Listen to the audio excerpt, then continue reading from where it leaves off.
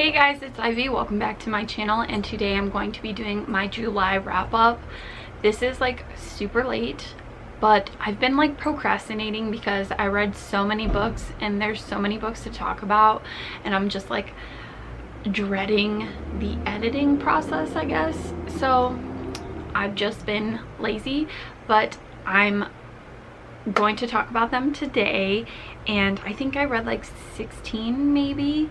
It was a lot. I don't know how I accomplished like reading this many books, but I also participated in two readathons. One was the Medievalathon and the other was the Reading Rush, which I will leave my Reading Rush vlog linked down below. I did not complete all of the challenges for that, but I did complete all of the challenges for the Medievalathon except for the weapon, which was like a bonus challenge. But I did make it to the king/queen status, so that was really exciting, and I had a lot of fun doing that. So I hope Holly from Holly Hards Books does it again next year. So enough of my rambling, let me just jump right in and start with the first book that I read in July. The first book that I read is The Revolution of Birdie Randolph by Brandy Colbert, and this book is now out. I got an ARC of this at Y'all West, and I read this book in like 2 days. I literally could not put it down. Like when I wasn't reading it, it was all I was thinking about. And it's a contemporary novel about a girl named Birdie who is in high school. She's having her second major boyfriend, which her first boyfriend, like their relationship was like kind of just like a friendship, and then her boyfriend now is like serious and they really like each other. And her mother owns a hair shop, and her aunt comes to stay with her, and her aunt has addiction issues, so it puts a stressful dynamic in her household. And her sister has left for college, so there's a lot of changes happening in Birdie's life, and it was just so beautifully written. Like I loved the family drama, and the way that her family like loved each other was just so stunning. This book is definitely going to make you cry and it's going to make you smile, but you're totally going to love it, and I highly recommend this. I gave it 5 out of 5 stars. The second book I read in July is The Remarkable Journey of Coyote Sunrise, and this is by Dan Gemeinhart.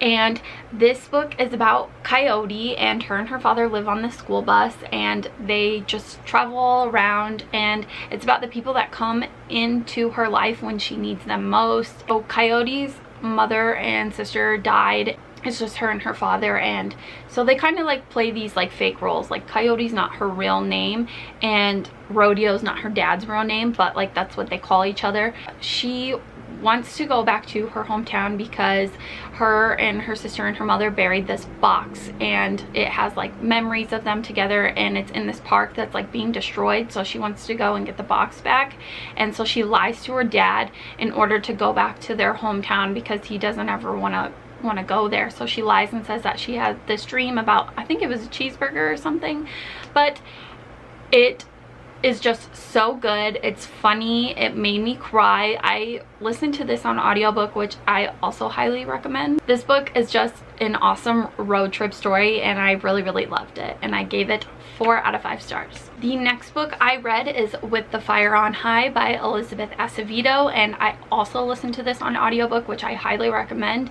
However, if you do read it physically, the chapters are like super short, so it's like, even the audiobook, it's like one of those books where you're like, oh, I can do one more chapter, oh, I can do one more chapter, because like they're short, and then you just want to keep knowing what's going to happen. With the Fire on High is about this girl named Amani, and she is a teen mother, and it doesn't go through her pregnancy so much as it goes through her already having the child and what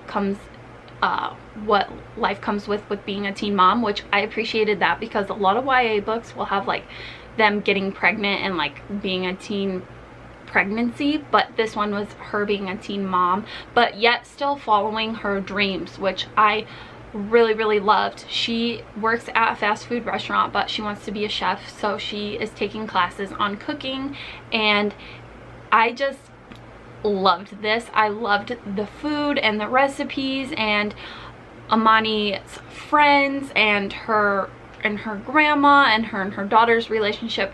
The relationships in this were built really, really well and beautifully, and I really appreciated that. And even between her and her teachers, I just could not put this book down. Like I said about the relationships, the relationship growth was just beautiful in this, because you could just get to see things develop, and you get to see the dynamic between her and her child's father and his family, and it's just so good. It's so good, and it like is so inspiring, and I really want to read more of Elizabeth Acevedo's work, because this has definitely made my favorites list of the year. With that being said, I definitely gave this book 5 out of 5 stars. Next book I read this month is House of Salt and Sorrows by Erin A. Craig, and this is basically a retelling of the 12 Princesses, which I've never heard of that fairy tale before, so that was a new dynamic for me to learn about. But this one is about a girl who has a huge family, and it starts off with her mother dying, and then her sisters, like each one of her sisters, start to follow soon thereafter, and it's just filled with a lot of tragedy. And the father remarries, and basically they're tired of being in mourning all of the time because they're always losing someone, and the new wife gets pregnant, and that causes for things to change, people to start getting happy. However, people believe these girls to be cursed because of how they keep dying. They're not getting many marriage proposals because people believe it to be very superstitious what's going on, and they start going to this ball. They find this door and they go through it, and they go to this ball. They keep going through all of their shoes, and it's just like such a weird thing to like say, but it's like a huge part of the story.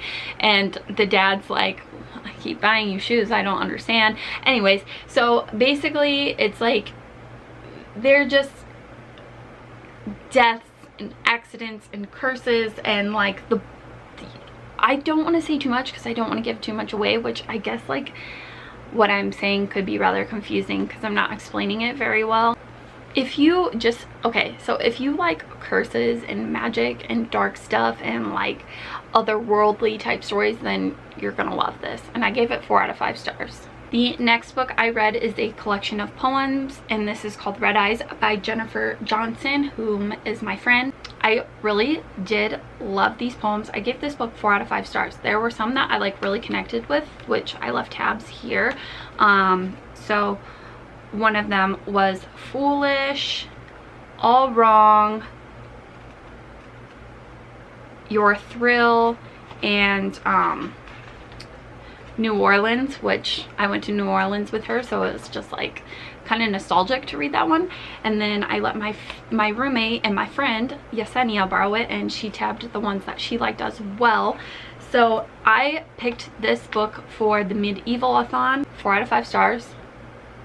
If you love poems, then you will definitely like this. The next book that I read this month was The Tea Dragon Society, and this is by Katie O'Neill, and this is a stunning graphic novel. It's a really beautiful one. I really love the dragons. Basically, each dragon has like their own tea leaves that they grow, and it's just so cute and adorable, and I really loved it. I just think that this graphic novel was absolutely touching, and I really recommend it to you. I read this for the Medieval-a-thon, and it was for Read a Book with a Dragon on the cover.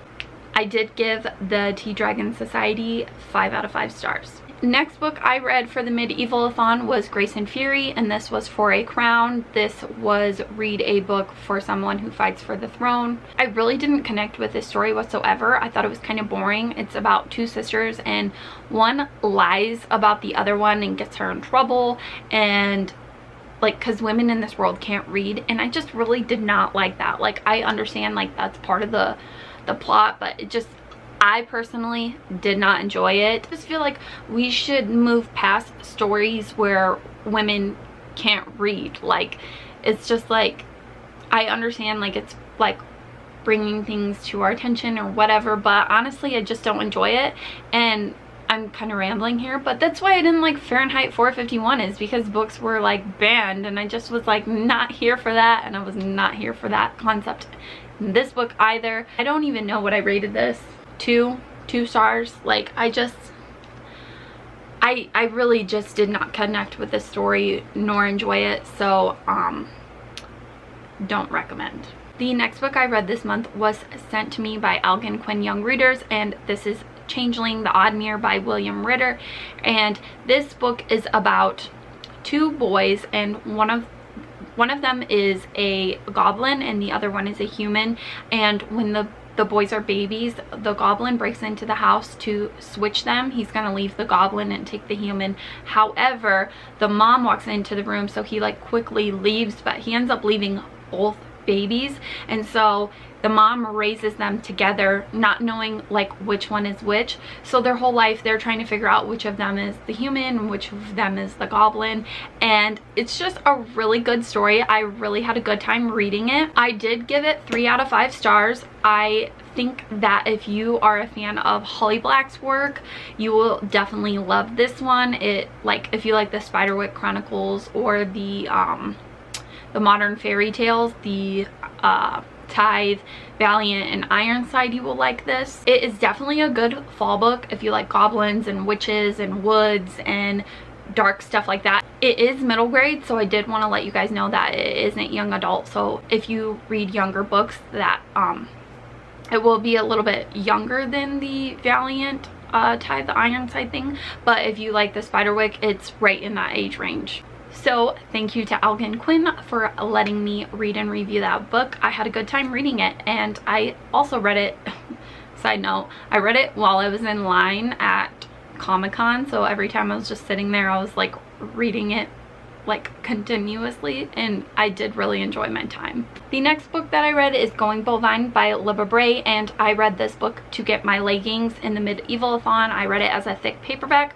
However, I did read it ebook, audiobook, and physical paperback book because like it was just like I was just doing so much. I don't really know why, but I really didn't connect with this story. It's about a boy who has mad cow disease, basically. Like, he starts to hallucinate stuff and it like takes him all over. Like, I did love when they went to New Orleans and when they traveled to different cities, because he ends up meeting this boy in the hospital and they end up like breaking out because he's being told that if he finds this like scientist that it will help him cure him. So he goes to look for him because there was like basically like a black hole created.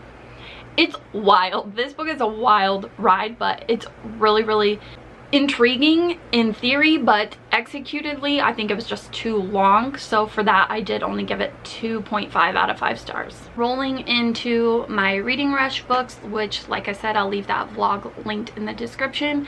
I read The Ancient Magus Bride Volume 3.